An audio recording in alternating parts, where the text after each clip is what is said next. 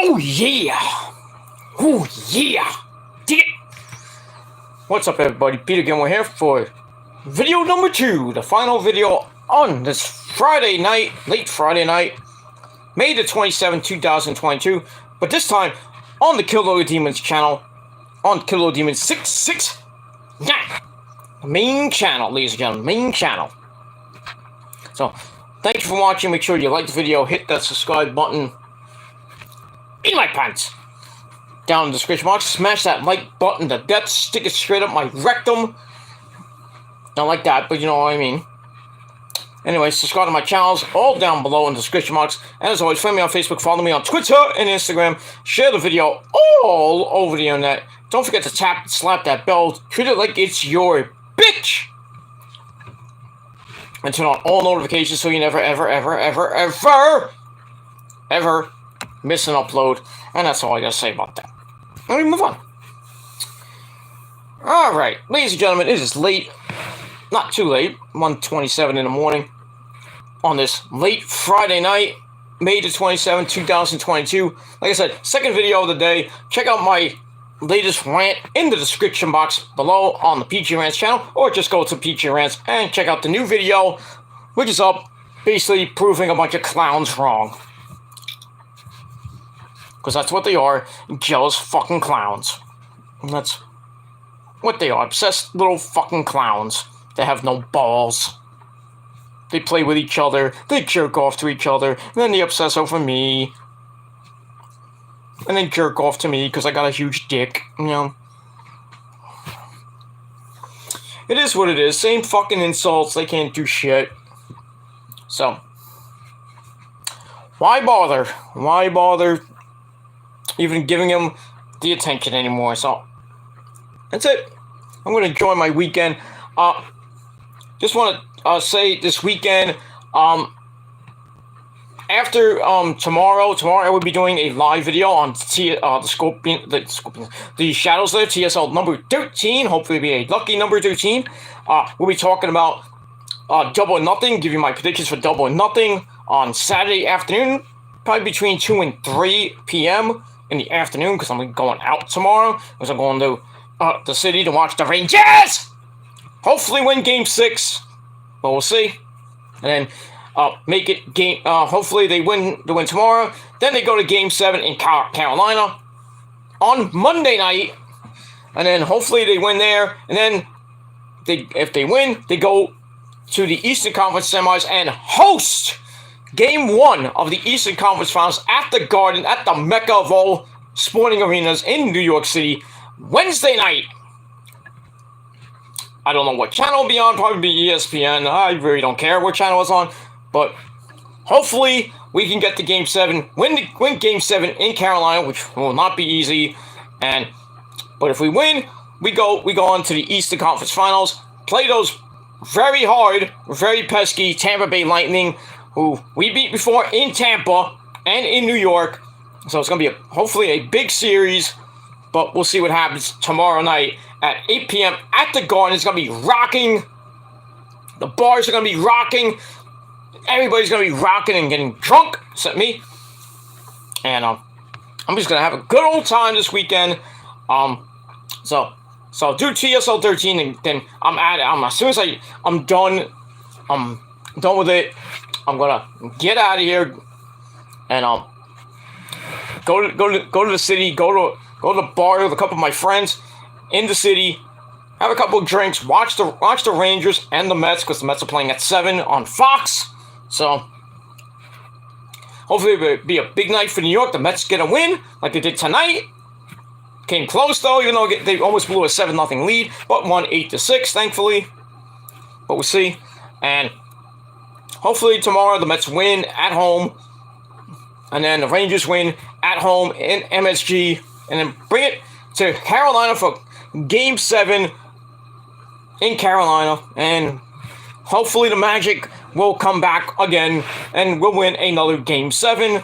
Sad that's not on home ice, but you know, it is what it is. We have to go to enemy territory where we can't win in Carolina. I think we won like a couple, like 1 or 2 road games this year in the playoffs. So we'll see what happens with all that. And that's pretty much all I gotta say about that. So, gonna be a good weekend. Sunday, I will be incommunicado for most of the day, but I will be watching Double or Nothing 4 on pay-per-view. I gotta watch the Met game too, so I'll be kind of in and out of watching the game on ESPN and then watching Double or Nothing on Bleacher Report. I will not be live tweeting. I will not be going into a watch along with Issa or anybody like that. So sorry, but I'm hoping to get home by near the end of the pay-per-view, because I think the pay-per-view is going to end around 12, maybe.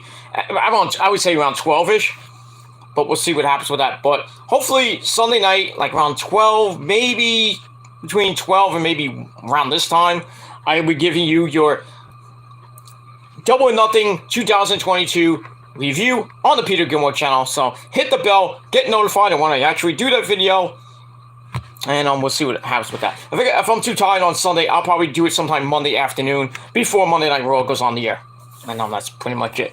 So hopefully everybody's gonna have a great Memorial Day weekend and be safe. And that's all I gotta say about that. All right, but like I said, link to my latest rant down below. Please watch it. It's a banger. As I put those motherfuckers in their place once again. And that's it. And if I'm lagging a little bit, what am I gonna do? I can't fix that. It's hard to fix. I tried troubleshooting it, and I really can't do anything about it. So sue me. No, don't actually. But anyway. All right, ladies and gentlemen, on this late Friday night, the beginning of the Memorial Day weekend, Friday night, May the 27th, 2022. If you're now watching from somewhere else, it is now May the 28th, 2022. It is time, ladies and gentlemen, on video number 2 on the Kill the Demons channel. It is time for your late night Smackdown and AEW Rampage reviews for May the 27th, 2022. Alright, so we finish off Friday nights on Friday Night Smackdown and AEW Rampage for the last Friday of the month of May. We got 2 shows left. We got Double or Nothing on Sunday, and then the Memorial Day edition of Raw, which really doesn't look that great. And God forbid it's going up against Game 7 of the Rangers Carolina series. That's going to get swamped. So Raw's probably not going to do a great rating anyway. And then we get NXT on Tuesday. See what happens. That might be actually good, but if it only gets a little over 500,000 views like it did this week, then it is what it is. AEW did 929,000 this week for Dynamite, which was a little bit up from last week's 922. But now that the playoffs are starting to kind of go away, and the NBA Finals are just about set. The Golden State Warriors are about to face, I know the Celtics tonight, bastards. So I think the Miami Heat won the Eastern Conference, so it's going to be Golden State and Miami in the finals, which I don't even know when it begins, and I personally don't care, so I'm not watching it. So that's going to be off TNT. So Dynamite will be on its usual time and schedule. And then, the Western Conference Finals are going to begin probably early next week. Same thing with the Eastern Conference Finals, but I don't think they're going to be on TNT. I would think they're going to be on ESPN. So, as I looked on my DVR for next week, Rampage will be on at its normal scheduled time of 10 p.m. on that great channel known as TNT. So, we're back to 10 p.m. for the foreseeable future unless we get a live edition at a special time, or at 10 o'clock, or we get a preemption or something like that. We'll see. We'll see what happens with that. But tonight, Rampage I thought it was live, but I didn't hear it was live. It was there, but it was broadcast at 6:30 p.m., which was 3:30 in Vegas. So it could have been live. It may have not been live. I'm not sure if it was or not. I take it with a grain of salt. But anyway, Rampage was pretty damn good. I enjoyed Rampage more than Smackdown. And that's why I love watching Rampage more than I do watching Smackdown. Just Rampage, I think now is starting to become a little bit better than Smackdown. Because Smackdown tonight sucked. It sucked so bad. And let's get into it. Let's not waste any more time than I already wasted. I wasted 10 and a half minutes. But we're not going to go too long. We're going to finish this up pretty quickly. If anybody wants to come in the chat room's wide open like Rebby Sky's legs. And that's all I can say about that.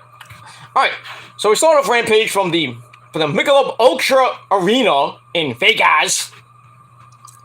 I think where Dynamite was. But anyway, start with the pyro and everything. Then we start with our first match of the night, and this was a pretty damn good match. We got Matt Sydal taking on our good buddy Bryan Danielson. Yes! Of the Blackpool Combat Club. And we had... Get in here, Regal! Oh, what'd you say, Sunshine? How you doing, Mr. Gilmore? Oh, Sunshine, yeah. I'm doing fine, Mr. Regal. I'm having a great time. Can you just say those 2 words for me, please? Fine, Sunshine. Here it comes, ladies and gentlemen. Say it! Say it, Regal! War Games! Okay. Where you get that? But now we probably can't say War Games. Now, Anarchy in the Ring! That just doesn't have a good oomph to it. I miss him saying War Games.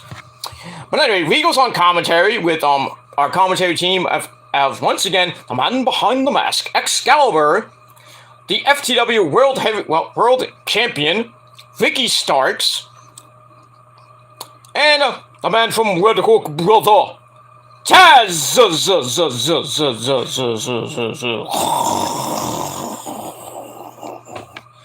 Welcome, brother. The Yankees suck, brother. Yeah, they do. Even though they won tonight, what they goddamn do? They're playing a good team for once. They're playing Tampa Bay. So, but I could care less. I could care less about the Yankees. Who gives a shit? Bunch of steroid-using bitches. You might be losing Judge soon. The rumors are going around that Judge might be going to the Mets. Not that we need him, but the Mets are a suitor. If Uncle Stevie opens up that checkbook and says, "Hey, Judge, you want to come play right field? Or you want to play DH?" That'd be fun. That'd be fun to have Judgy Wudgy on the team, but besides playing in right field, then where do you put Marte? In center? And then what do you do with Nimmo? Put him in left, and then I would assume you have to put McNeil, a squirrel, at second base. But then, what do you kind of give up? I'd rather just give up Dom Smith, get rid of Dom Smith, get rid of JD Davis, and maybe a minor league guy like Mauricio or Vientos. Not Alvarez, because he's just tearing up the minor leagues right now. Same thing with Beatty and Mangum. Not Magnum, Mangum. People say Magnum, it's Mangum. He used to play for the Brooklyn Cyclones. So did Alvarez. But now they're playing for Syracuse, I believe. So yeah, I would love to have Judgy Wudgy, but kind of have to move around some pieces in the outfield and the DH spot. Or you just sign Judge to be DH. I don't think he'll like that, but because you gotta give Alonso some rest and then put him at DH. So some days you can have Alonso at DH, you can have Judgy Wudgy at DH, and then Marte maybe at DH, McNeil maybe at DH. You can flip it around. I think Bucky Boy will figure it out. Now, if we can get somebody like Judgy Wudgy in at the trade deadline, I would love that. Or in free agency at the end of the year, I would love that. Or maybe get Soto, which I really don't want Soto, but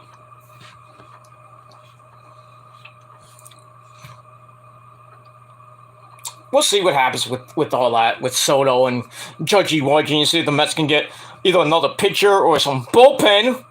Bullpen would be nice. But that's pretty much it. My hair's a little bit messy, but it is what it had. A long day today. I had a lot of stuff to do today. I had to work and work for a little bit, and then I had to do some chores in the house. I had to go out for Rosa, pick up some medication for her, and had to get mine because I had to refill mine. And then we had lunch, and then stayed home for most of the day, watched a couple movies, and then had the good sex, of course. You jealous? I know the girls are all jealous, and then they're probably like, oh, jacking off because I said I had sex with the wife because they can't get a girlfriend. They have to use Blue Chew because they have can't get it up for a woman. But I digress on that. But I had a good night. Sadly, you did not. It is what it is. Alright, so anyway, let's get to Bryan Danielson and Matt Sydal winning Regal on commentary. So we start off with Danielson winning a test of strength. I don't know why I couldn't say it. Test of strength. Then he grabs a basic headlock. Takes Sydal down. They get back up. Sydal snaps off a flying mare. Which leads to a big standoff. The crowd's like, yes, great! Fight forever! Stuff like that. Danielson then hits a tiger uppercut. Knocks Sydal down. Then fires off the forearms of doom to the head. Sydal comes back with a leg lariat. Or a spinning leg lariat. Whatever you want to call it. As we go to break, we come back. Danielson drops a knee for a near fall. Only to have Sydal kick him right in the face. Kick to face. To get a little bit of a space. Then he hits a really Hurricane Rana for a near fall. Then he goes up top, hits Meteora. Wonder where he learned that from, Sasha Banks. Daniels counters into a nasty half crab. Ouch. There's a lot of torque on that leg. Oof. And Sydal has to roll out. Danielson then puts him on the top. Goes for a belly-to-back superplex. It gets reversed into one hell of a powerbomb by Sydal and almost won the match. The crowd's like, oh! That was pretty damn good. That was a good spot. Then they get to a slug out. They slug each other, beat each other up. Sydal wins it as he hits the jumping knee strike. But Danielson ain't having any of that. Kind of no-sold a little bit. Hits the running Buzaki kick, which sets up the hammer and anvil elbows.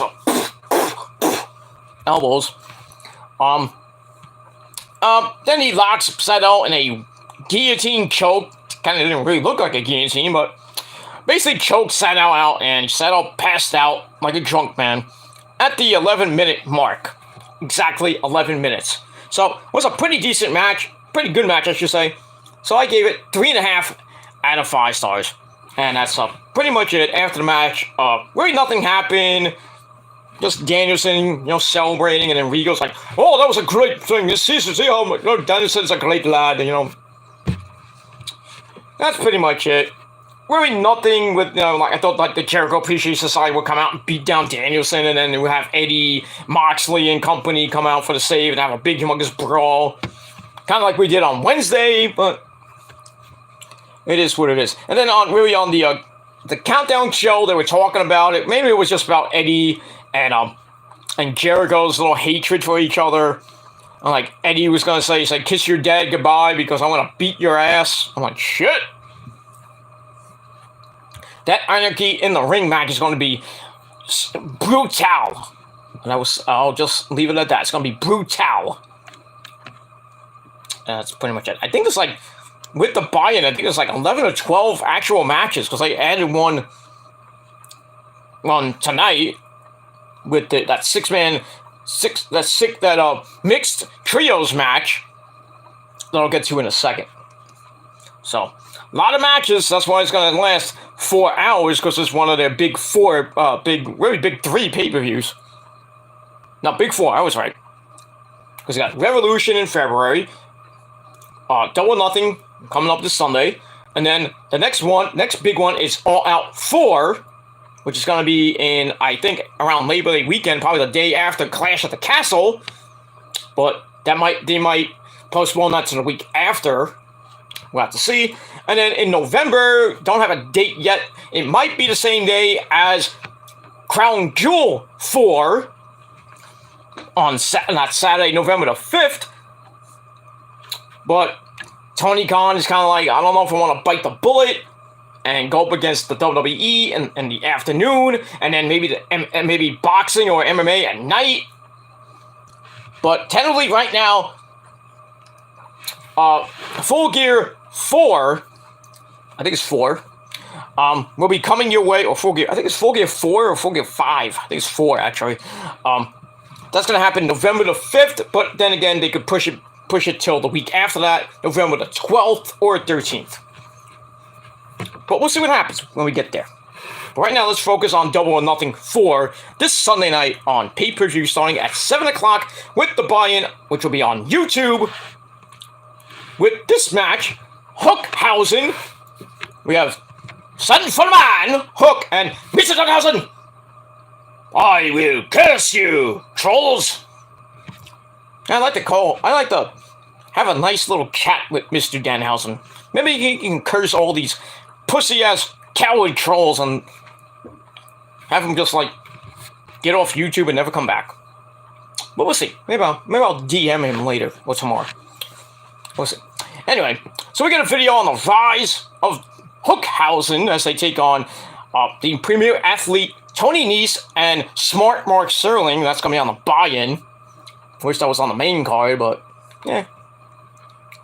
Alright, so we see them trying to get together, and Hook didn't want to be together. Then he saved Mr. Danhausen, and then they shook hands, and then basically kind of beat the crap out of Mark Sterling and well, really mostly Mark Sterling, but that's it. Then we see Danhausen really not training much, and just Hook just standing there like, I'm Hook, brother, you know. So it is what it is. So we'll see what happens with them on Sunday on the buy-in. I think they're gonna beat the living shit out of Anthony Nese and Smart Mark Sterling. I think Smart Mark's gonna take the pin. Either by I hope it's by Danhausen, but probably be by Hook. I think Hook might choke him out. But we'll see what happens with that. Alright, so I gave that 3 out of 5 stars. Alright, match number 2 on Rampage. We had the young Hardys. Matt and Nick Jackson coming out like the Hardys during the Attitude Era. And they come out with a special guest. And that man is the leader of the Brood, or the New Brood. Because Gangrel did come out with the Hardys at a indie show. That was kind of cool. But this time the Bucks kind of emulated that. And they come out with Gangrel, and then Brandon, that idiot, looking like Lita. He had a freaking dong in the back of his pants. I wonder what Lita thought of that. I was like, ooh! Man wearing a dong! Eh. Anyway, so the Bucks are cosplaying as the Hardys. Nick Jackson with a full face paint. I thought it was hilarious. They had the music, the dancing, they're doing the dancing, the beats, stuff like that. Which is funny. And then Gangrel actually came out. The real Gangrel wasn't somebody that got dressed up as Gangrel. And then Brand cut like as Lita, including the thong. They take on John Cruz and a guy that you might know, you used to know, that used to be in Diamond Mine with Malcolm Bivens, Taylor Russ. Remember him? You remember him. He used to be in Ring of Honor as well, but didn't really do much. I think it was in the Pure Tournament and lost. But it is what it is. Pretty much a squash match for the Bucks. They were doing all the Hardy stuff, even poetry in motion, split the legs, do the thing, dropkick stuff that the Hardys always do. Matt Jackson tried to go to the top and go, ah! But Brandon's like, you gotta do it from the second rope. So he goes, ah! And then does the axe handle. That thought was hilarious. But while they did that, Cruz gets the hot tag to Taylor Russ, who walked into a double super kick. And then Cruz, being a dumbass, was like, hey, I'm gonna help you, boom! Double super kick to him. And And that sets up the Twist of Fate into the Swanton Bomb by Nick. And they get the win in just under 3 minutes. Hilarious match. The Bucks were going nuts. And you could tell that they're big Hardys fans. If you've been following BTE, you know, the Hardys are trying to kind of bring out the toughness and like a new side of the Bucks, like an evil type of Bucks character. Trying to look like they used to be back in the day. Good shit. I can't wait for this match on Sunday. It's going to be a 5-star classic, if not more than 5 stars. 10 stars! As Meltzer would say. Meltzer's probably going to have 6,000 orgasms in his pants. Phew. I think all of us might have an orgasm in our pants during that match. We'll see what happens with that. I really want the Bucks to win because I'm a big Bucks mark. But I like the Hardys too. I can't say anything bad about the Hardys. Without the Hardys, you wouldn't get the Bucks right now. You know. But it's gonna be a good match. But like I said, my gut says the Bucks will win. But I think the Hardys are gonna prove to the Bucks that they're the best tag team in all space and time. If you've been following, if you watched Ring of Honor back in the day, you know that the Hardys beat the shit out of the Bucks, especially at Manhattan Mayhem 6, which I did not go to. I did go to 7 and 8, so I only missed 6 because tickets were sold out by the time I was actually gonna go, and plus I couldn't even go anyway because I had a company come over and hook up the TV I have right now. It's over there.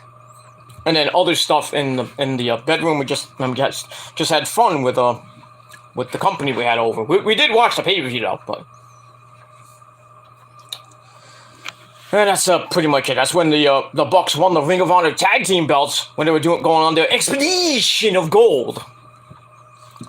And then after that, they had that ladder match at I think it was Best in the World. I think the Bucks won the belts back.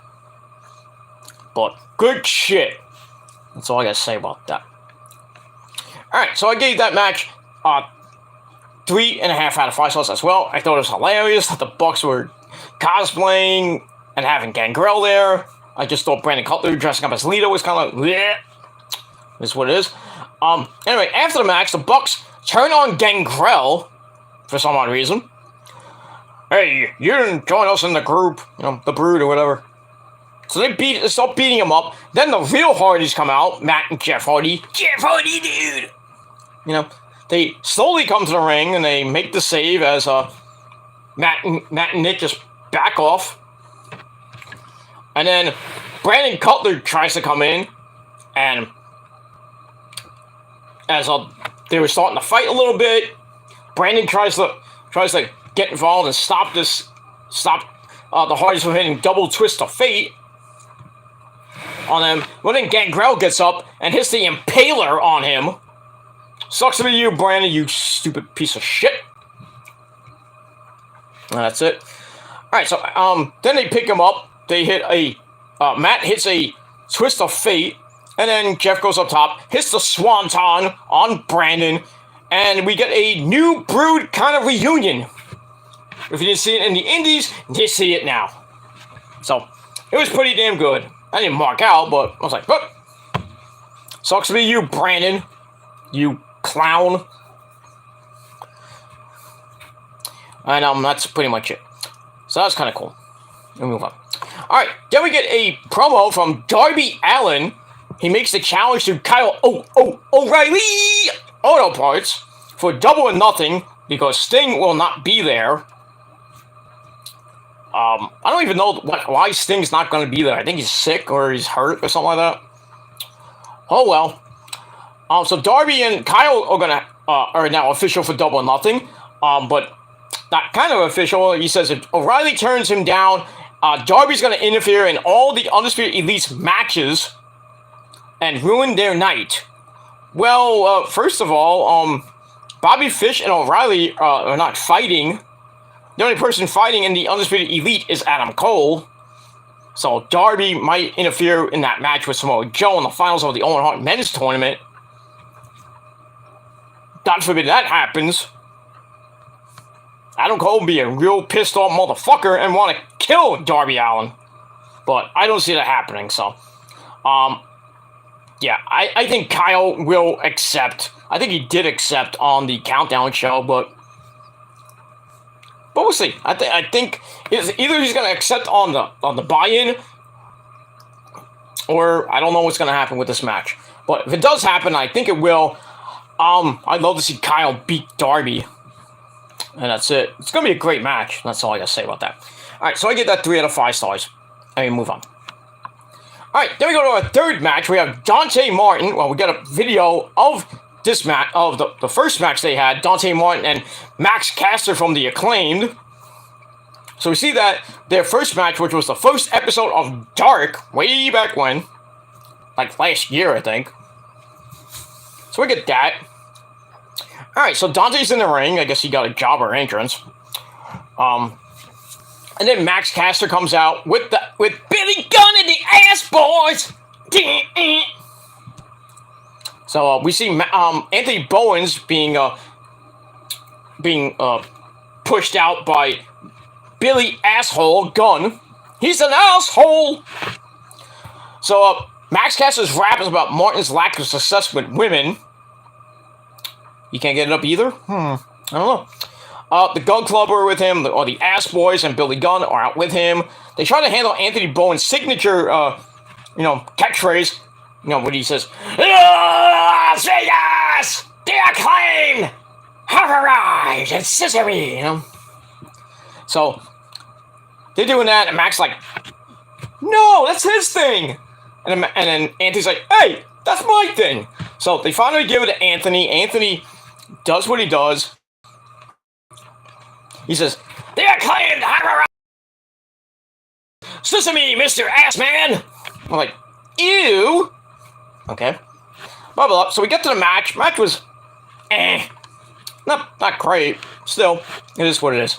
So Dante dives onto Max and the Ass Boys on the outside as we're ready to go. Then everyone gets ejected, I think, by Aubrey. I think it was Aubrey Edwards. Anyway. Then Max Caster goes after the knee, twisted down for an early near fall as we go to break. We come back. Max misses the mic drop, and Dante backflips over him. Then Max comes back with some elbow. Dante hits some elbows, putting Max down. Goes for the nosedive, and hits wins the match. I think he won the match. I think I might have misprinted that, but hits the nosedive. 1, 2, 3. Dante Martin gets the win. A little over 6 minutes. Nothing great, so I gave it 3 out of 5 stars. And that's pretty much it. Alright, then we got a hype video looking at the finals of the Men's Owen Hart Tournament between Samoa Joe and Adam Cole, baby. And basically Adam Cole saying, I'm going to win this tournament and show the fans why I am the greatest wrestler in the world. Stuff like that. And Samoa Joe basically hyping himself, I'm the Ring of Honor champion. And Adam Cole, you're going to see why. That's pretty much it. I think Adam Cole is going to win because of Jay Lethal, Satnam Singh, Satnam Singh and Sanjay Dutt. So they're going to continue that little thing going on into the summer. There's maybe a new Ring of Honor pay-per-view coming up this year. A second pay-per-view coming up soon. Tony Khan's starting to formulate it, maybe. Or they might do it at Forbidden Door. I don't know what they're going to do. Or maybe on a special edition of Dynamite on Rampage. We'll see what happens with that. But there will be a Ring of Honor pay-per-view. We just don't know when it is. And who's going to be even on it. And where it might be. Who knows? I'm hoping they do Best in the World 2022. Between either in January or July. Because you can't do Global Wars anymore. Because now you got Forbidden Door. So I guess Forbidden Door would be kind of the best Global Wars type pay-per-view that Ring of Honor would do.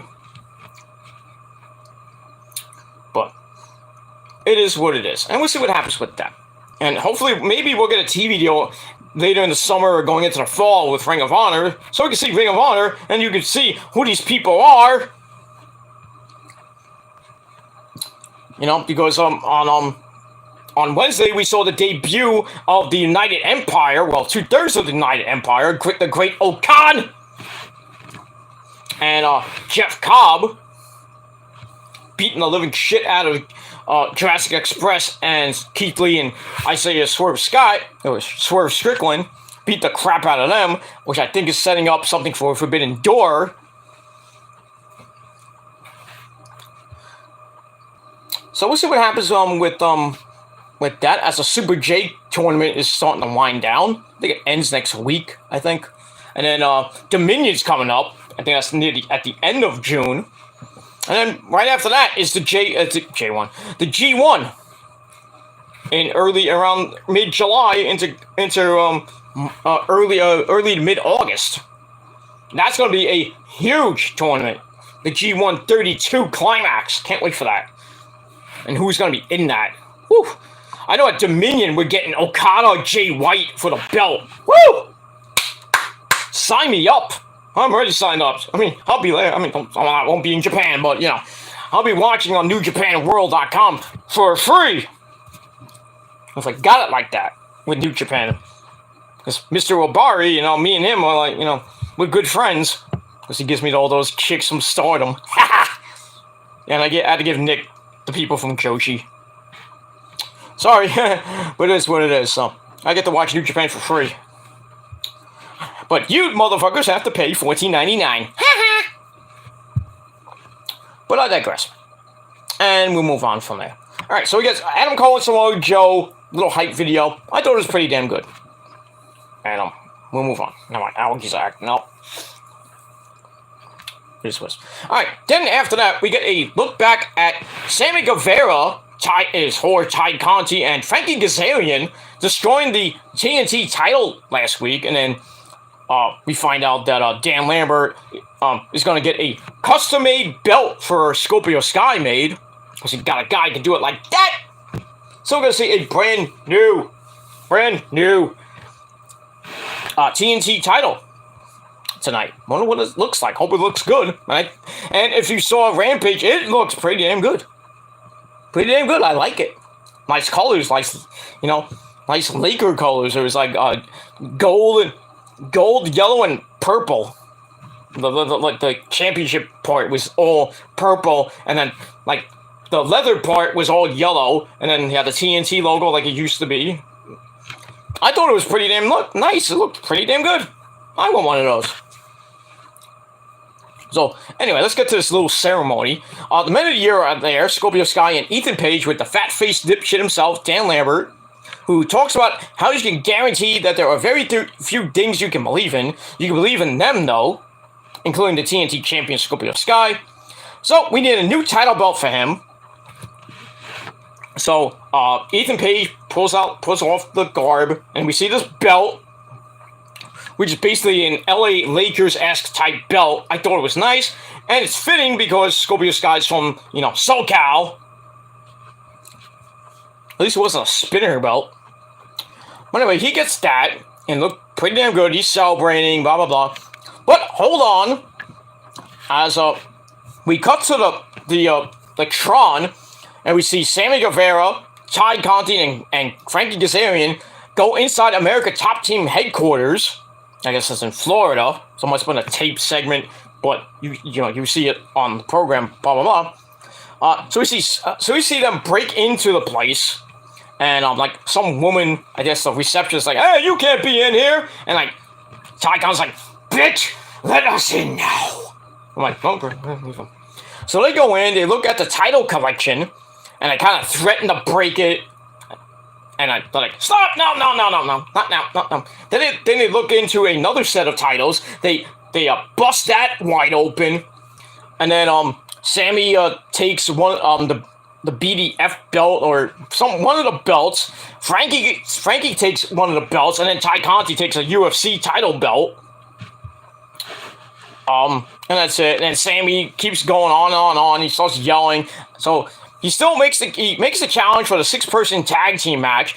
We get a mixed trios match with himself, his Horde, Ty Conti, and Frankie Kazarian to take on Scorpio Sky, Paige Van Zandt, and Ethan Page.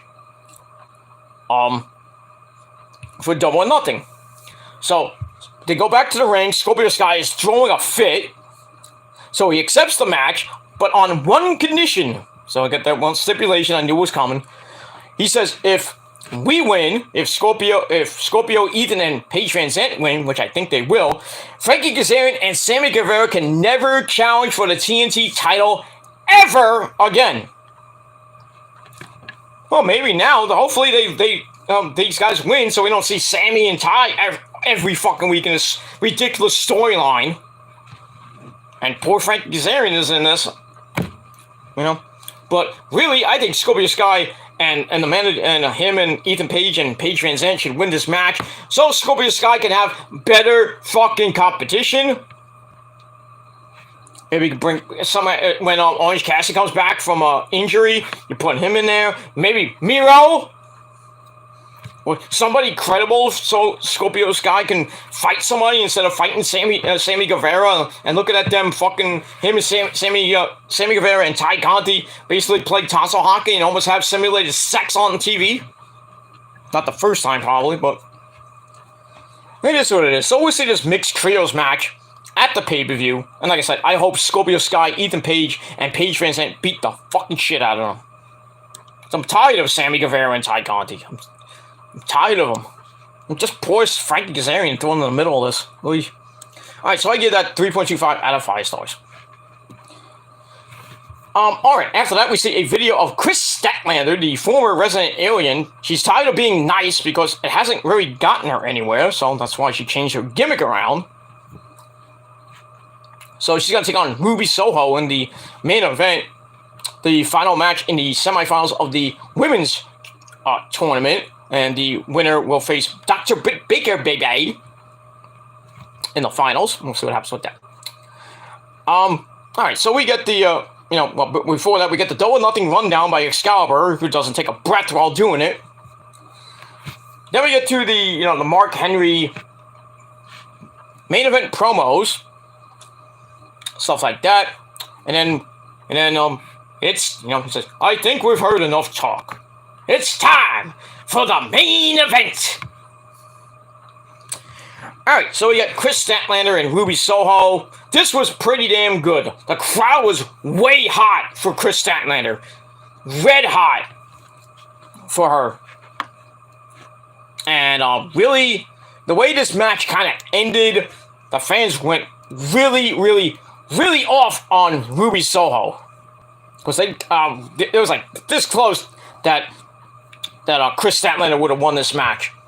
But it is what it is.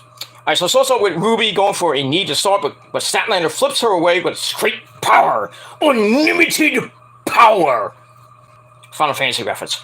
An arm drag sends Statlander into the corner, but she blocks another one. Again with power. Then we get a kick to knee, which just pisses off Statlander, who blasts Ruby with a big-time clothesline as we go to break. We come back.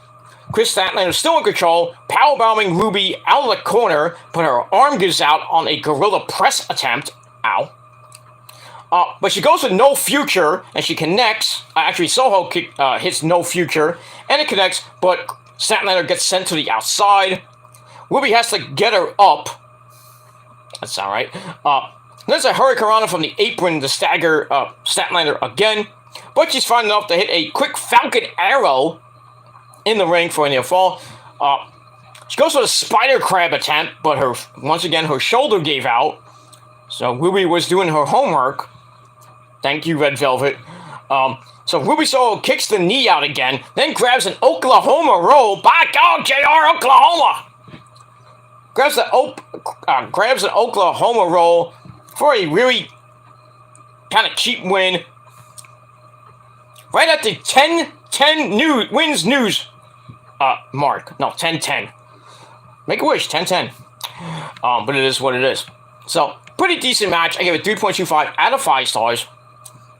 And then afterwards, the fans are booing Ruby for winning because they were red hot for Chris Statlander, like I said. So after the match, the doctor comes out. Dr. Britt Baker, GMD, baby. She comes out looking like $1 million. She's about to talk, but Ruby's like, don't pick up that mic. Okay. So Ruby is tired of hearing Britt talk so much. So she says, on Sunday, I'm going to win a tournament. And she tells Britt, you have a receipt coming on Sunday. And then drops the mic like it's a pipe bomb. And that ends the show. So we'll see what happens Sunday in the men's and women's finals. We got Samoa Joe and AJ and Adam Cole Bay. I think Adam Cole's going to win that. Thanks to maybe Jay Lethal or maybe the Undisputed Elite come out. We'll see what happens with that. And then on the women's side, now we find out it is Ruby Soho versus the Doctor, Britt Baker, baby. And I'm going with the Doctor to pick up the win. So we're going to get, for the first time in AEW history, the first couple of AEW, Dr. Britt Baker, baby, and Adam Cole, baby, winning the men's and women's Owen Hart Memorial Cup tournament. And we'll see what happens with them as we go on through the summer. I think both might get title shots at the women's title, maybe the TBS title for Britt. And Adam Cole might get a TNT title, which he really doesn't need. I'd rather him go for the world title again. I'd love to see Adam Cole and CM Punk go at it at Out 4 in Chicago. But we'll see what happens with that. And that ends a pretty damn good Rampage. So I gave Rampage a solid 7 out of 10 stars. And that's pretty much all I can say about that. Alright, like I said, the chat room is open. It is what it is. Prophecy members are taking the weekend off. But that's fine. You know, I'm just not doing it because of them. I don't need them to be on my show. I can do it by myself. I don't care if I don't get nobody in the chat. I don't give a shit. But I know it was bouncing back 1-0 to 1-0 because I know the trolls are watching me and jerking off. You like my milk? You love how my dick tastes, right? Right there, buddy boys? Buddy boys from that faggot-ass country known as the United Kingdom and that other crappy city known as Maine, Massachusetts. But it is what it is, but fuck them and the horses they rode on. Anyway, alright, so we get to Smackdown, and Smackdown was horrible tonight. Miserable tonight. It emanated from the Simmons Bank Arena in Little Rock, Arkansas. Yep. So we got that, and as always, our commentary team of Mitchell Cole and the legendary Pat McAfee. Alright, so this is the pre-ultimate show before next week's go-home shows on Monday for Raw, and this next Friday, June the 3rd, for SmackDown. So, like I said, we get to the show, and it was just abysmal. So the opening segment was pretty damn good, but everything else was kind of flow flat. So we open with a recap of the Usos, we the ones, taking out RK Bro last week to unify the tag team belts. We found out that Randy Orton was injured pretty damn badly last week.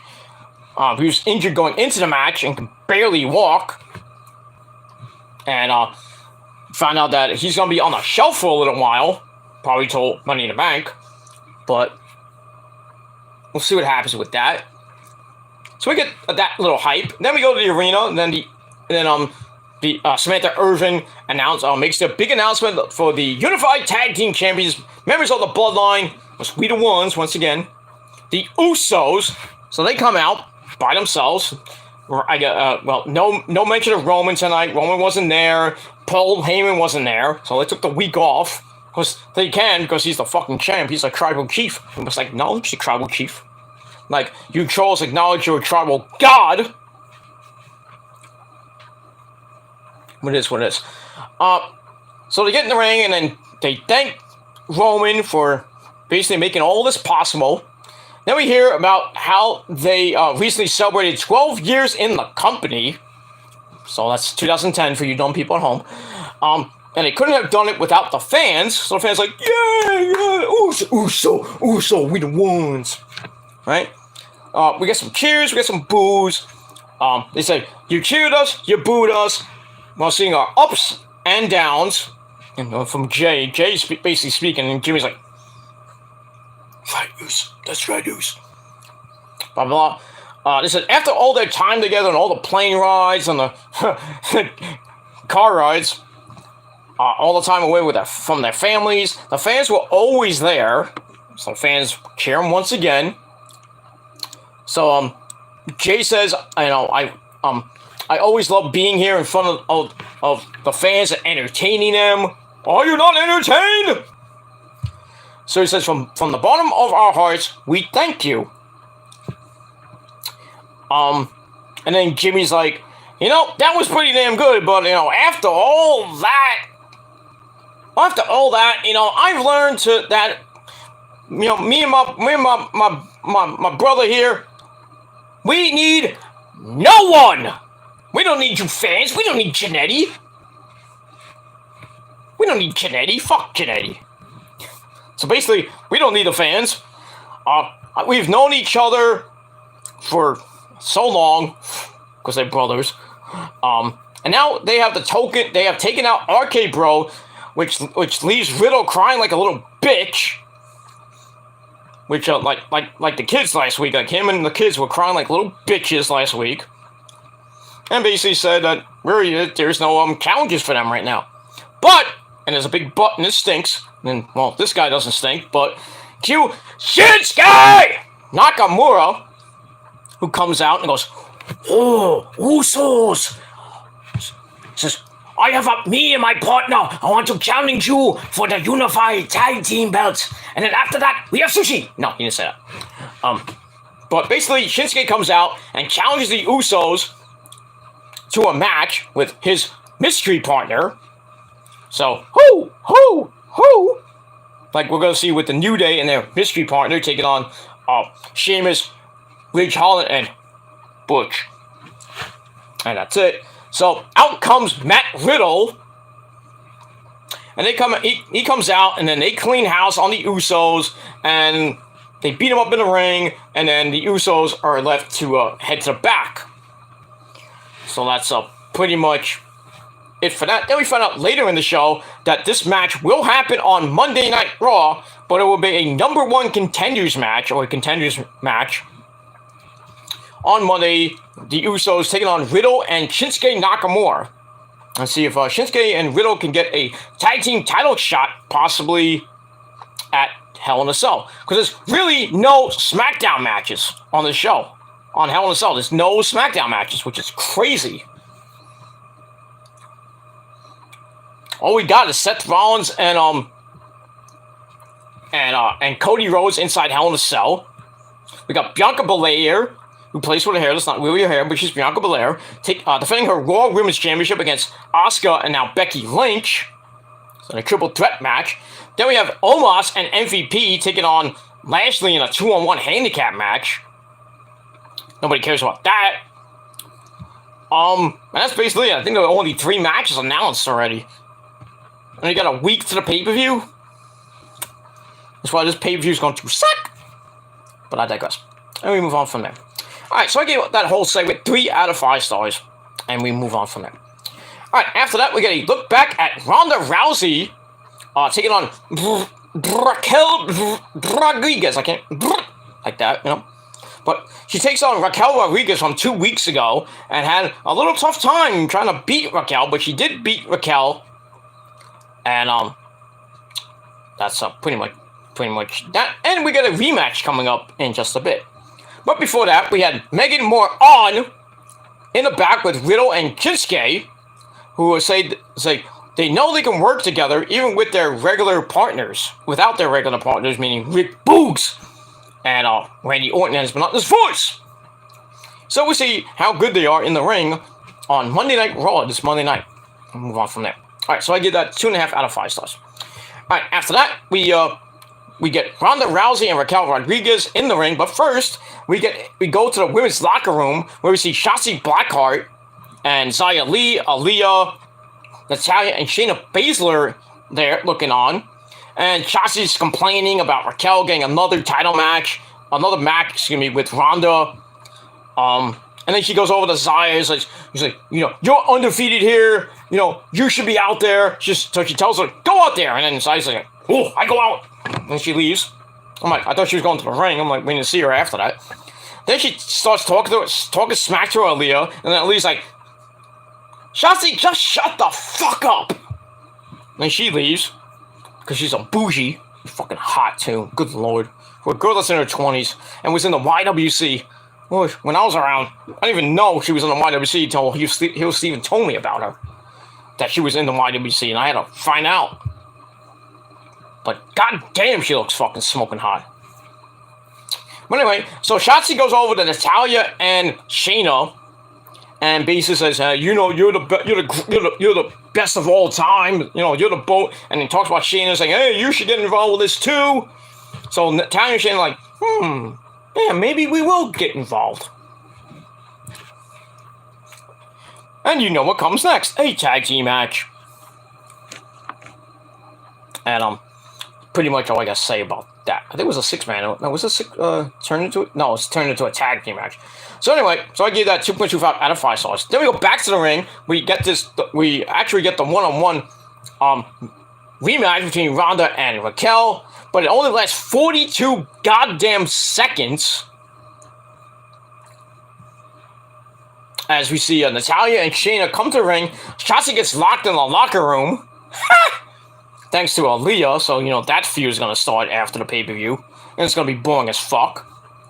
Watch it last 6 months. Or 3 months, like the New Day, recalling Sheamus. Butch feud's been going on. 14 matches. Fucking horrible. It is what it is. Alright, so, we go back to the ring. Ronda they try to start this match. Ronda goes for the arm, but gets powered up by Raquel. Raquel hits a nice Hurricane Rana for a near fall. Then we see Shayna Baszler and Natalya come in, beat up both women, causing disqualification at 42 seconds. I'm like, okay, why did you have the match in the first place? Why did you just call it a no contest, which kind of was, but it is what it is. So that's that. So I didn't have to really rate that part. But this part I will rate. So that turns into a tag team match, I guess, made official by Adam Pearce during the break. We got Natalya and Shayna Baszler taking on Ronda Rousey and Raquel Rodriguez. Hey, so we have Ronda versus Shayna. Can it lead to SummerSlam when they fight? That'd be nice. But anyway, so it's also with Shayna working on Raquel's knee. That gets broken up with a kick to the floor. Ronda comes in to clean house. And then Natalya takes her down in pretty short order. Goes for the sharpshooter, but Ronda crawls over for the hot tag to escape. It's like, tag me! And she does that. And then after that, Raquel Rodriguez gets taken down again. But Ronda comes right back in with a showdown with Shayna. Ooh, the fans were like, they're salivating at this. But Natalya breaks that up by hitting Ronda. Not Ronda, hitting Natalya. So it knocks them out of the equation. And then Raquel, being the legal woman, hits the Chicana bomb on Shayna Baszler. 1, 2, 3 in about almost 3.5 minutes. Match was so I gave it 2.25 out of 5 stars. And that's it, but I love the tease with Natalya, I love the tease with Ronda and Shayna. Give me that at SummerSlam. I would freaking have a freaking orgasm in my pants if I saw that match. Not that Shayna would beat Ronda, I'd love to see that, but I doubt it's gonna ever happen. But got a good tease, that was nice. And that's it. So we'll see what happens next week. Because Ronda really doesn't have a challenger for the Hell in a Cell. I don't even think she will.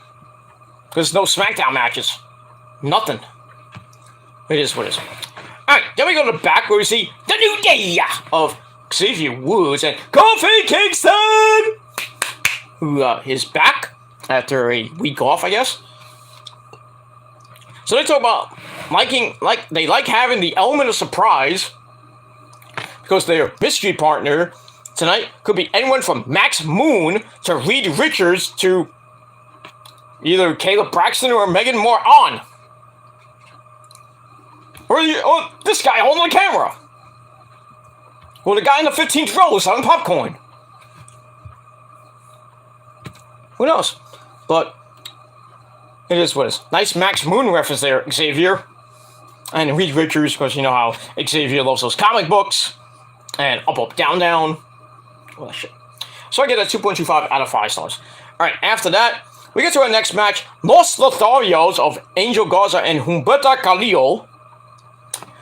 They come out and kiss some random black chick.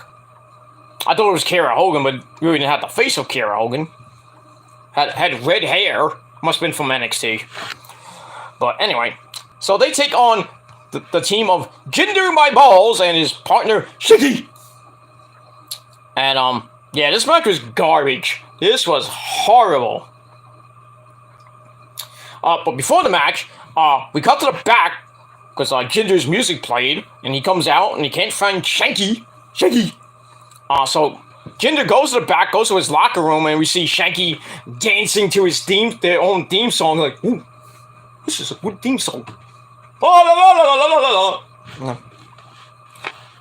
Would you like a squishy? No. But finally they go to the ring. They get in the ring. This match actually happens. 2 fucking minute suck fest.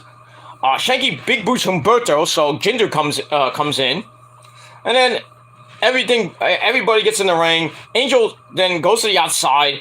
He goes up to Samantha Irvin, who looks like really terrified of Angel being a simp, a creep, a pervert, if you will. Then he rips off his pants and he starts dancing like he's at a strip club. Oh, I wonder what his future wife thinks about that. That's Ricochet's girl. Oh, Ricochet could have came out and just said, "Hey, you can't do that." Kick him right in the balls and shit like that. But Samantha's like, "Ew! Get away from me with your tiny cock." Anyway, that led to the distraction, which lets Shanky kick Angel right in the head. But while he did that, Humberto, who is the legal man, hits a springboard disaster kick to the face of Jinder My Balls. 1, 2, 3. They get the win in a match I could care less about. So I gave it 1.5 out of 5 stars. I should have given it a dud, but I was a little bit too lenient on that. That's it. Anyway, after the match, Jinder My Balls yells at Shanky. He's like, what you doing? So I think they're going to break them up. Another tag team breaking up. Great job, Vince. Great job, Vince. Getting rid of all those tag teams. You gotta love, because there's nobody for the Usos to face right now. So he's had to make up tag teams again. So we get that. So Jinder yells at Shanky, and he leaves. And then Shanky starts dancing again in front of Samantha Irvin, who's like, this big Indian guy, he can dance. You dance, you big man. Dance, Shanky, dance, yeah. Maybe I'll get up and dance, too. Maybe I'll ground your Indian... What is it, dance night? Next thing we know, freaking Carmelo and R-Truth come out, and we get a 10-second dance break! I was like, God, no, please. If I wanted a dance break, I go on the beautiful Puerto Rican Princess Issa's channel and wait for her to have a 10-second dance break. Not her dancing, but, when she plays that little part on her show. But, I mean, I wouldn't mind a 10-second dance break from Issa, but... because she knows how to work that pole. But I love Issa. Issa's cool. Issa's cool. She might be a Yankee fan, but she's a Ranger fan, so it gives me brownie. I give her mega brownie points for that. Now, I don't know what football team she roots for. I think it's the Giants. Ugh. So we're gonna clash like we're doing right now with the Mets and the Yankees. Tell me to shut up when I tell the Yankees suck. So it's only a good fun there, Issa. It's all good fun. That's it. Alright, so yeah, all that I gave 1.5 out of 5 stars. And we move on. Alright, then we go to the authority office of Adam Pearce, who's doing something in his office. Probably jacking off, I don't know. And then, who should come in but Max Dupree? Wait, Eli Drake. That's not an insult, but that's a fact of life. But I guess we can go, Max Dupree.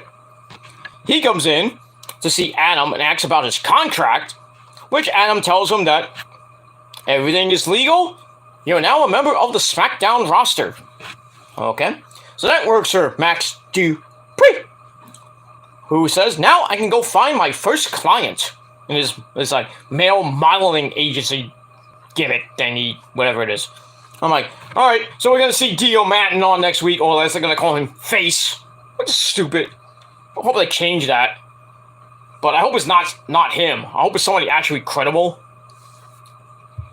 But we'll see what happens with that when we find out who his client is. Maybe we'll get it next week. Maybe we'll get it after the pay-per-view.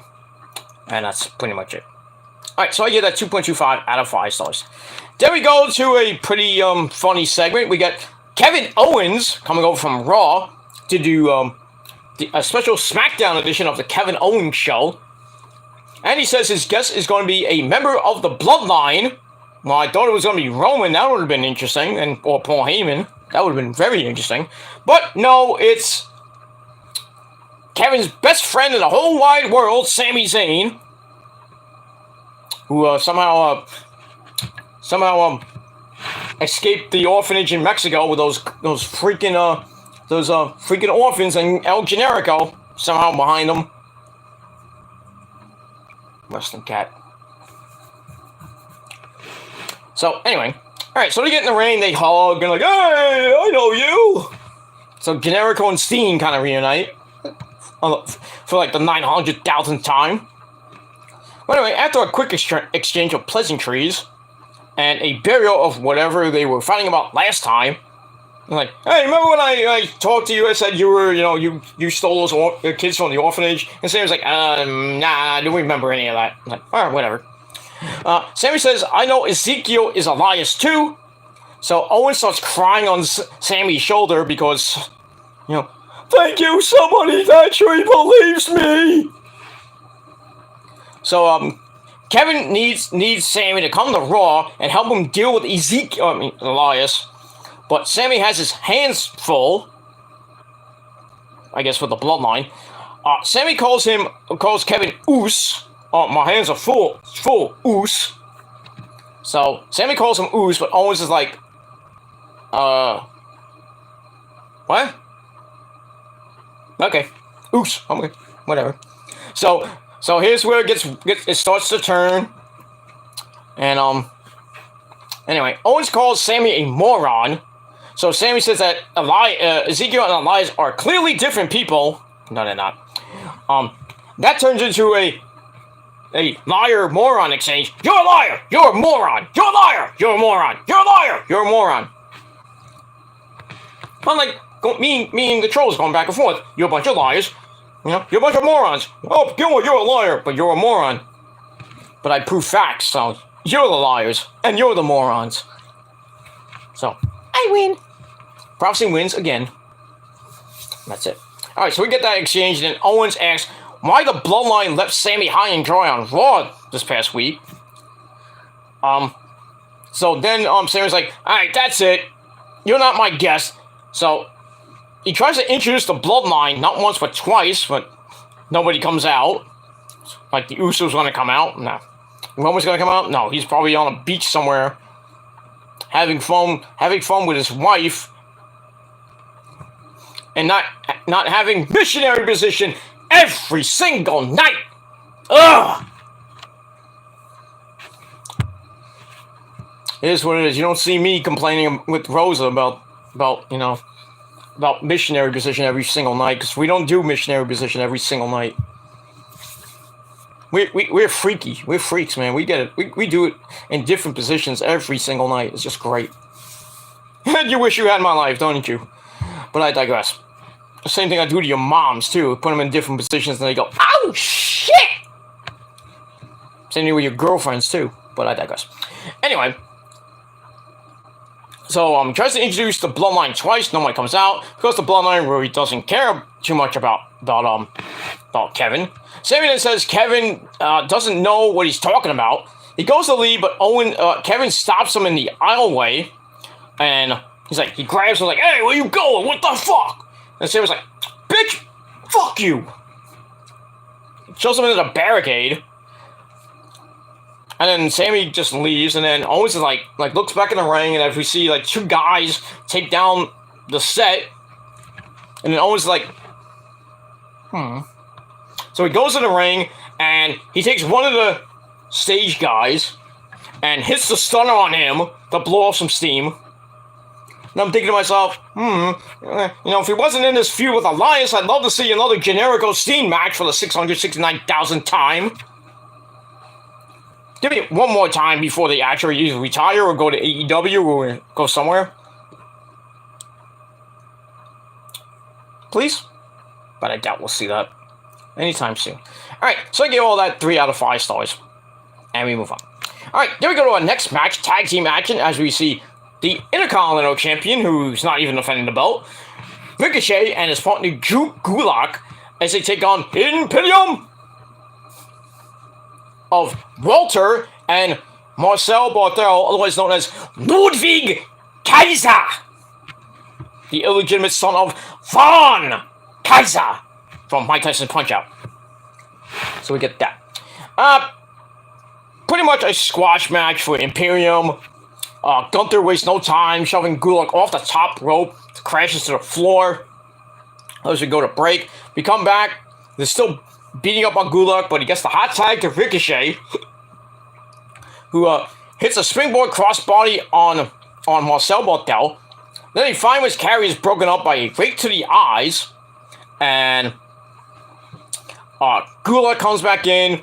That's all fine with Marcel Barthel. Kicks him right in the face. 1, 2, 3, and Walter didn't really have to do much. Just stood there looking pretty. And that's it. So Imperium gets the win. A little under 6.5 minutes. But kind of like a squash match, basically. A 6-minute squash match.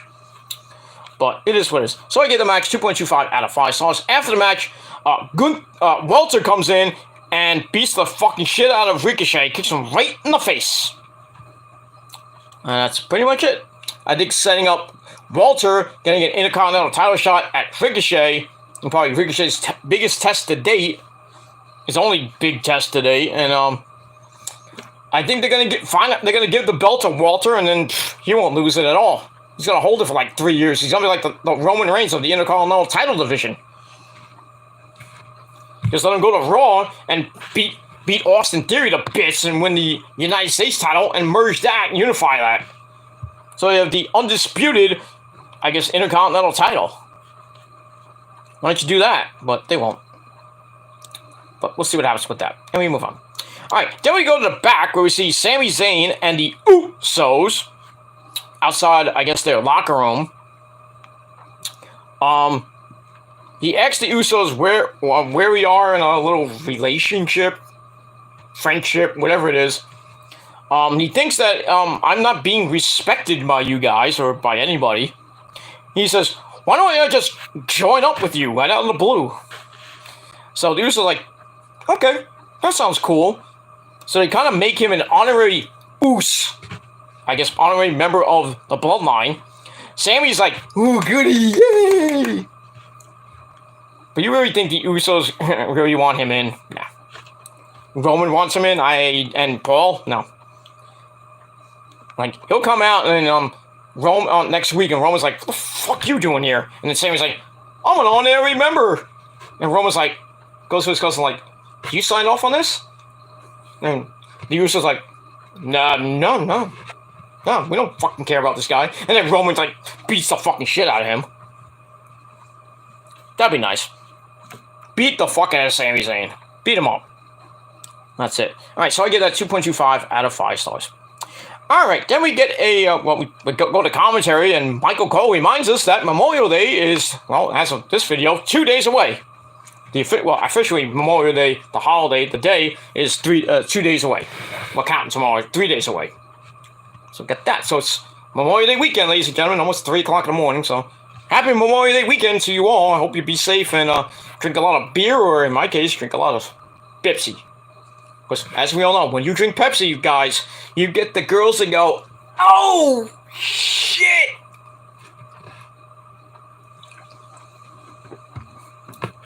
But, as always, I digress. Alright, move on. Alright, then we get to our next match, a 6-man tag team match. We got the Brawling Brutes. This new tag team of Ridge Holland, Butch, and Sheamus Fella as they take on, this is the main event, by the way, they take on the New Day of Xavier Woods, Kofi Kingston, and their mystery partner, whoever that may be. I think I called it 2 weeks. I called it like last week. I knew it was going to be Drew McIntyre. Well, would it be? Get to that in a second. Before the match, Sheamus and company, they brag about how it doesn't matter who their mystery partner is because New Day sucks. New Day sucks. No, this feud sucks. This feud sucks. There you go. All right, so the New Day come out. Xavier and Kofi come out. They think the Brawling Brutes sound like off-brand wrestling buddies. Then we get some more jokes, and then we hear Pat McAfee having way too much fun with Sheamus saying, "It doesn't matter if it's Moby Dick blood." He said dick. So they're like, whoo. I'm like, just bring out Drew McIntyre. So on cue, Drew McIntyre comes out, and I called it. So give myself a good old chomper on that one. So we get to this ridiculous match 19 minutes after the heels come to the ring. So just to bore us for the next, I don't know, this match, 11 and a half minutes. Which, but anyway, Butch gets things started with Xavier Woods. Woods is taken into the corner with some forearms to the chest from Sheamus. I think the clubbing blows of doom. Butch then adds some of his own. Xavier fights up, gets over to Drew McIntyre for the hot tag, and then Ridge Holland comes in for on his side. But Sheamus causes a distraction, which lets Butch get in a cheap shot as we go to break. We come back. Sheamus hits a top rope knee on Kofi for a near fall, and a big kind of blip, like both men like fell to the floor, fell to the mat, I should say. But Kofi manages to knock Sheamus down, but the other brutes, Ridge Holland and Butch, Pete fucking Dunne, they pull Xavier Woods and Drew McIntyre off the apron, like good little villains that they are. So Kofi tries to go to the hot tag. It works this time on the second attempt. So Drew McIntyre comes in to clean house, and then Pete Dunne jumps on Drew McIntyre's back, but he gets sent to the outside, which leaves Xavier Woods to hit a running drop kick through the ropes. And then Sheamus fella hits Xavier with something we didn't see. Thanks, cameraman. Great job, Kevin Dunn. Idiot. Those fucking cut shots. Then we see Kofi come out of nowhere and dive on a Sheamus to knock him down. Him and Ridge Holland down. And then Drew's left in the ring with, I think it was Butch. I forget who was in the ring. But anyway, Drew hits the Glasgow Kiss headbutt. Then he goes into the corner and goes, 3, 2, 1. Hits the Claymore, which sets up the Limit Breaker. Oh, now you're not using the backwards anymore? Xavier, finally going back to your original finisher? Thank you. So I like this move. I like the Limit Breaker moves. Basically like a walk the ropes Undertaker like, and then into a show me an elbow, yeah. Well, I'm glad he's going back to the Limit Breaker. So he hits that. 1, 2, 3. The New Day, yeah. Well, actually we call him the Drew Day. Drew McIntyre, Xavier Woods, and Kofi Kingston. They get the win in 11 and a half minutes. Match wasn't great, but still, it is what it is. So I gave that 2.25 out of 5 stars, and that's pretty much it. Anybody notice that Xavier Woods not coming out with his regal look? He is the king of the ring, remember? But he's not wearing the he kind of wearing the crown and the cape, but now he has Francine. I think it's Francine. Was the name of that trombone? I think it was Francine. So he has that. So that's kind of Hey, bye, Francine. I guess he lost his scepter in either in catering or on the plane. Some king you are. I'm a king and I don't even need a scepter. I got a trombone. That's great. Anyway, so we get that. And then afterwards, as we end the show, Xavier Woods, actually Kofi Kingston starts dancing and twerking. And then a little bit of dancing by Xavier. And I was like, hey, Drew, why don't you come dance? And Drew's like, I don't know about this. And he goes, I'm like, if you start doing the Blue Meanie, I'm going to be pissed. I'll do it myself. But it is what it is. Big ups to you on the Blue Meanie and everything. Good guy. BWO! Big Stevie Cool. Hollywood Nova and the blue guy. I love the BWO back in ECW. That was hilarious. Wish I had more members. I think I had one member, but I forgot who it was. I think we played Virgil or something like that. But, I think they had another guy play X-Pac. Or Six-Pac. But they couldn't hold a candle to the original NWO, but, it was pretty damn funny for ECW back in the late 90s. Hilarious. Big Stevie Cool. That was funny. Anyway, so we got dancing and what is this? I'm like, is this really how you end the show? With dancing? What's this up? It's showtime at the Apollo. Tear the roof right off. It's like the Apollo. It's like wrestling. I don't want to see dancing. If I want to see dancing, I'd rather see some hot fucking divas, I'm like, bring me Asuka and let her dance on my lap. Good Lord. Or somehow get EO and, we'll have a double team on me. One can sit on my lap, the other one can sit on my face. We'll have a good time. Have some good sushi on my dick and in my face. But it is what it is. Sorry. But that's it. Alright, everybody. That ends a really bleh Smackdown. So, people are giving it 3s. I'm going to give it right down the middle, daddy. Like Bit Alfonso says. I'm going to give it a solid 5 out of 10. And that's all I got to say about that. So, let me know your thoughts and opinions down below in the comments section. Or you can do a video reply if you wish. And that's pretty much it. Alright, so that's it. So, 5 out of 10 for Smackdown. Solid 7 out of 10 for Rampage. The show of the week this week. And we'll see what happens this Sunday at Double or Nothing 4 from the MGM Grand Arena in Vegas, where, hey, Money in the Bank will be. Because, Vince McMahon got all scared he couldn't use the Allegiant Stadium. It's like, oh, there's a bomb threat at Allegiant Stadium. Like how Punk was joking about it, but then he got heat for it.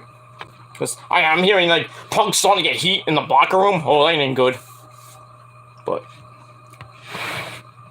it is what it is, so that's it. Like I said, 5 out of 10 stars for SmackDown, 7 out of 10 for Rampage, and we'll see what happens at the pay-per-view this Sunday.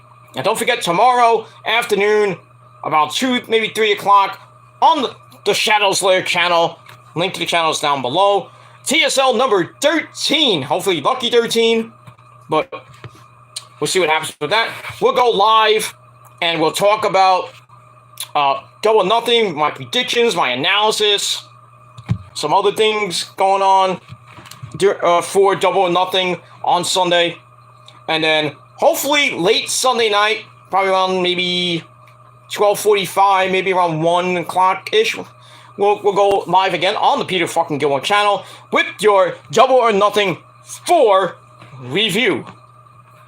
And we'll see what happens with all that. Then we got Memorial Day. I might just do a regular vlog. I'm not gonna go live. I may go live. I'm not sure yet. Like a pre-show before Monday Night Raw goes on the air on Monday. So I'll probably go maybe live around maybe 5, maybe 6 o'clock. But it's really short. Not gonna go too long because the Rangers are gonna be on. So gotta watch the Rangers if they go to Game 7. But we'll see tomorrow night at the Garden. Like I said, the Garden's gonna be rocking. Let's just do or die once again.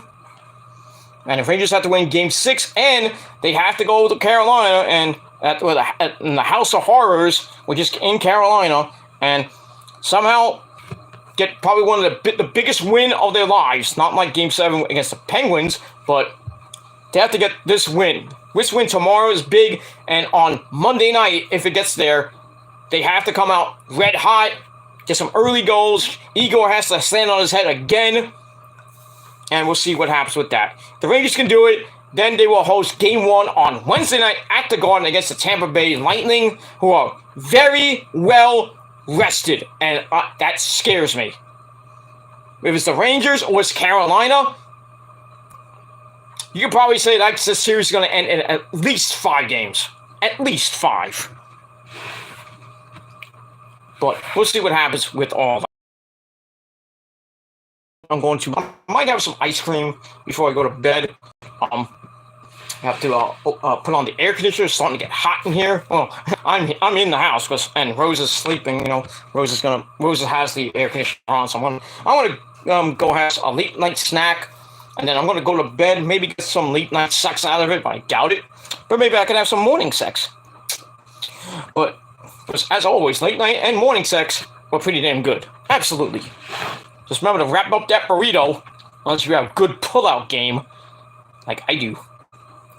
But it is what it is, and that's it.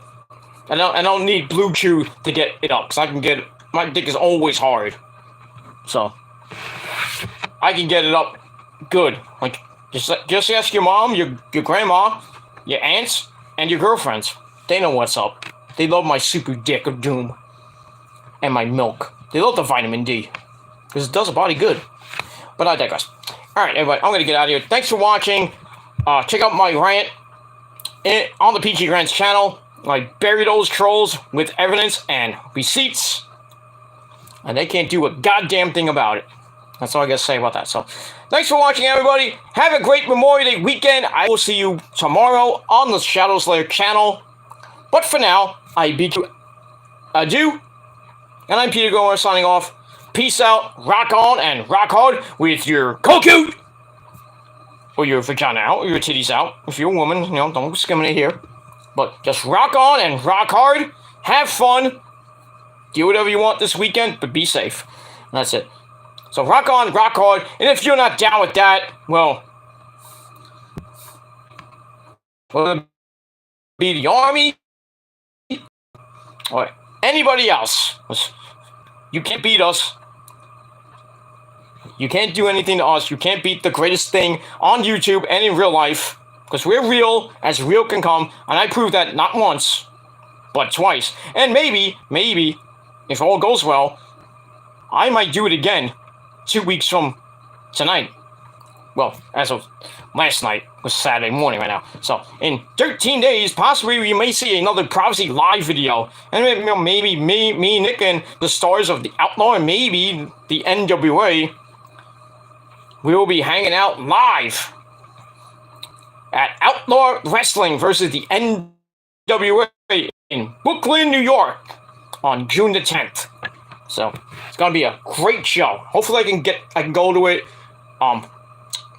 General admission is $30, the stupid ticket site wants you to charge you like $738, $360. No, not $7. $368 a ticket, which is kind of dumb, but no tax. So if I buy $30 tickets for me and Rosa, if Rosa wants to go, I'll just go by myself, and she'll get me Uber on the way home. It's too far for my taste. I'm not gonna take the call way over there. No way. Not gonna waste gas money. But anyway, I'll waste the Uber guy's gas money. But he'll waste my money, like $50 to get home. Jeez. But I digress. So if I go $30 plus, it's like $34. You know, with that, and then meet and greets at 6:30. Bell time's at 7:30. So I should get out by about 10-ish, maybe 10:30 the latest, and then I'm just gonna come home and then enjoy the weekend after that. But it is what it is, and hopefully after that I'll be on vacation, but you won't know where and when. But I will be on vacation maybe in June, and definitely in July. Definitely going in July. I'm gonna be down at the Jersey Shore at the end of July. Maybe for July 4th weekend, but we'll see about that. So I'm kind of working things out.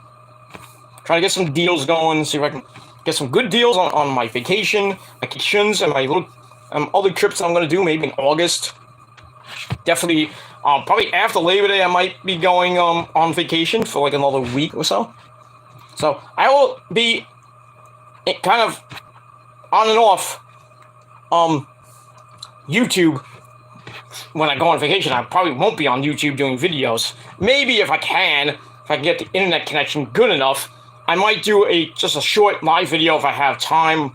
But most of the time, I'll be with the missus and my stepdaughter and my grandson. So I'm gonna be having a good time on the beach, getting a nice tan. And that's all I gotta say about that. So that's it. Thank you for watching. I'm Peter Gomez signing off. Until next time. Fuck you, man. And like I said, if you're not down with that, well, fuck you, man. And that's it. Adios, amigos. Have a great Memorial Day weekend. And until next time, peace.